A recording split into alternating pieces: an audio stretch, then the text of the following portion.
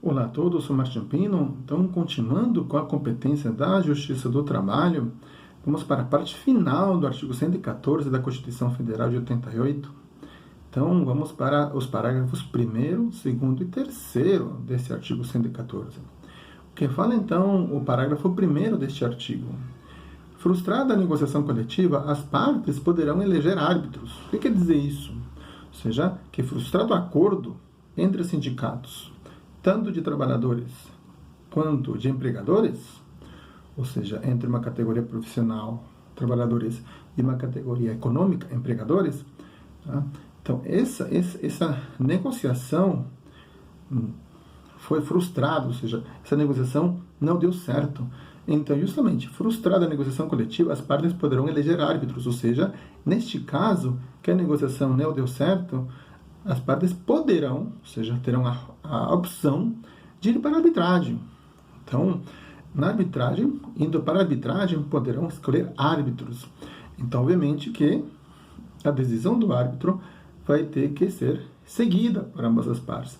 Mas isso desde que as partes, tanto o sindicato de trabalhadores quanto de empregadores, aceitem a arbitragem, né? Quando, obviamente, a negociação coletiva for frustrada, ou seja, quando a negociação coletiva não der certo. O parágrafo 2º fala deste artigo, fala o seguinte: recusando-se qualquer das partes à negociação coletiva ou arbitragem, é facultado às mesmas de comum acordo ajuizar dissídio coletivo de natureza econômica, podendo a Justiça do Trabalho decidir o conflito, respeitadas as disposições mínimas legais de proteção ao trabalho, bem como as convencionadas anteriormente. Então, ou seja, aqui, ou seja, se qualquer uma das partes, se o sindicato de trabalhadores ou o sindicato de empregadores se recusar a uma tentativa de acordo, a uma negociação coletiva, ou a arbitragem, ou a escolher árbitros, é facultado, ou seja, é fazer opção as mesmas, ou seja, de ambas as partes, né, de comum acordo, entrar com um dissídio coletivo de natureza econômica. Quando se fala de dissídio coletivo de natureza econômica, obviamente tem a ver com salário, algum bônus, né? Então, tendo em conta questões econômicas, né? Então, justamente, obviamente, no âmbito pecuniário. Então, podendo, inclusive, a justiça decidir o conflito. Então, no caso, né, a competência vai ser da Justiça do Trabalho, obviamente, né, sendo que, como já falamos anteriormente, se os sindicatos são no âmbito regional, vai ser o TRT, sendo os sindicatos de âmbito nacional, vai ser o TST.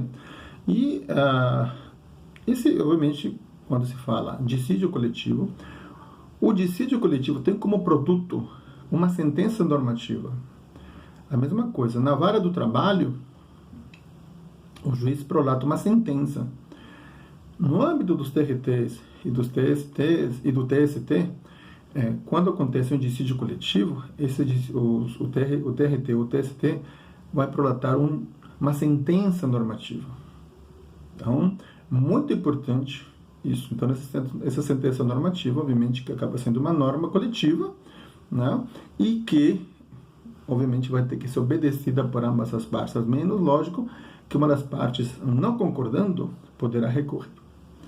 E, por último, o parágrafo 3º fala: em caso de greve em atividade essencial, com possibilidade de lesão do interesse público, o Ministério Público do Trabalho poderá ajuizar dissídio coletivo, competindo à Justiça do Trabalho decidir o conflito.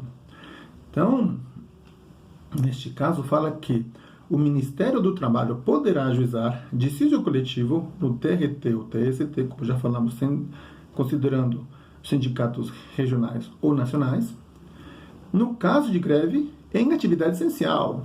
Como assim atividade essencial? Quando se fala greve em atividade essencial, está se falando as hipóteses do artigo 10 da Lei da Greve, número 7.783, de 89. Por exemplo, abastecimento de água, compensação bancária, telecomunicações, dentre outras hipóteses que o artigo 10 da Lei da Greve trata. Existe um capítulozinho, né, um item, né, tratando sobre atividades essenciais. Então, terminamos agora o artigo 114 e agradeço a atenção de vocês e fiquem à vontade para os seus comentários, likes e continuemos com os vídeos. Muito obrigado.